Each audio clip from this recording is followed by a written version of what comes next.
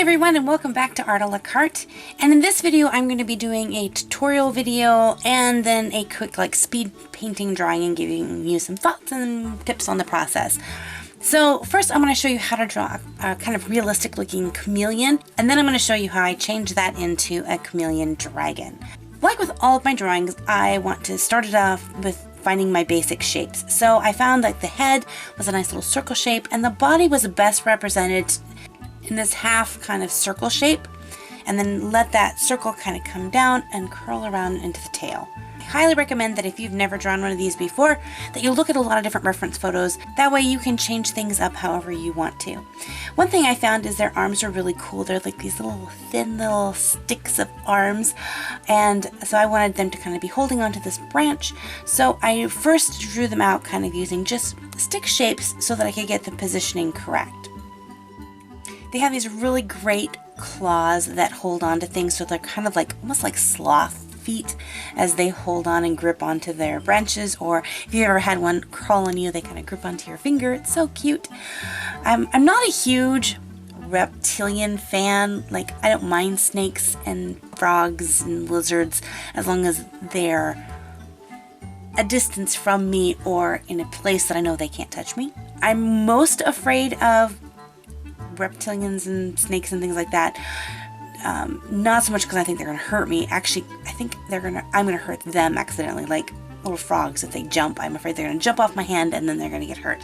But chameleons are so slow and just chill that I had one walking on me and it was very cool. I was not scared. So a really cool thing about chameleons is their eyes, and because their eyes are not in sync. So like our eyes will look in one direction at one time, but chameleons can look forward and back at the same time, or both forward and all this. So you kind of want to draw this circle-y shape with, you know, this kind of cool eyeball in the center, and again, you can have that kind of directed in any direction that you want. You also don't want to forget to draw in the backside legs. Even though you might not see the arms, you might see the little hands coming down and holding on to things. So I have the little front arm holding on, and then just a little bit of a snippet of the back leg holding on from the other side.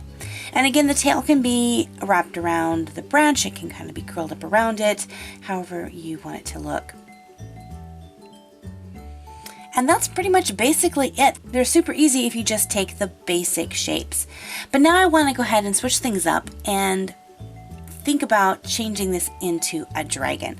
So I got the idea. I was at a pet store and I saw these cute little lizards, and I thought, wouldn't it be so cute if dragons were real and we could have little pet miniature dragons? And I thought, there's miniature goats and miniature dogs and miniature horses. Why couldn't there be miniature dragons? And so that kind of gave me the inspiration to create these really cool tiny little lizards and make them into dragons. So this is the fun part where you just get to go wild and create how you want your dragon to look. So I gave him some really cool kind of spikes kind of growing out, and then gave him his nice wings. As an artist, you also want to consider how the mechanics would work, how this lizard would actually fly.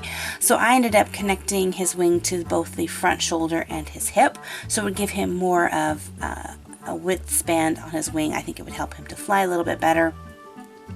And I think his design turned out really cool. So after you design your lizard, now is the time to begin coloring it. And there's tons of different options. I will often use a inking pen to outline my drawings, but this time I decided I wanted to keep it a little bit softer and not as cartoony. So I use a Prismacolor pencil in a really dark maroon, and I knew as I began to apply other colors with my markers and color pencils that would kind of blend and soften out and would give it a more realistic look. I did want to stick with a semi-realistic illustration look, but if you outline something, it really pulls it into more of a cartoony look. And then of course came choosing what color I was going to color this, and that could be a whole video on its own. So I basically chose my base color. I want it to be a red dragon, and then kind of built in from there. So I went red and then added in my shadows using cooler tones of purples and blues and a little bit of browns. The fun thing with art is once you get the color laid in, you can stop at that point, or you can keep on and just get into the detail and all that. And I really thought, I want to push myself and see what I can create.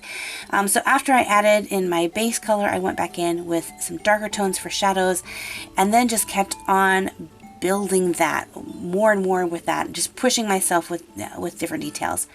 I get a lot of people asking me about what tools that I use. For the coloring, I'm using my Copic markers, but again, you could do this with watercolor, color pencil, crayon, whatever you want to do with. But I found the cool thing with Copic markers is that I can take a really faint shade of gray, or in this case I'm using a really faint kind of purple, and I lay it over top of it, and it's not super dark enough to really push that color, but it adds just a little bit of a shadow. And so I began to squiggle over like the arms and the legs and the face, and I made this really cool kind of textured pattern. I really liked it. I kind of went really crazy and did it over the whole thing, but I love how it turned out. It was super fun. It really brought the texture and skin of this little chameleon dragon to life. And then I decided to go back in and add in some more shading and shadowing, just really push that contrast. So I went in with a really dark purple, dark brown, even a black, and then I went in with a really light lavender to pull out some highlights as well. So you'll see me working with that as well.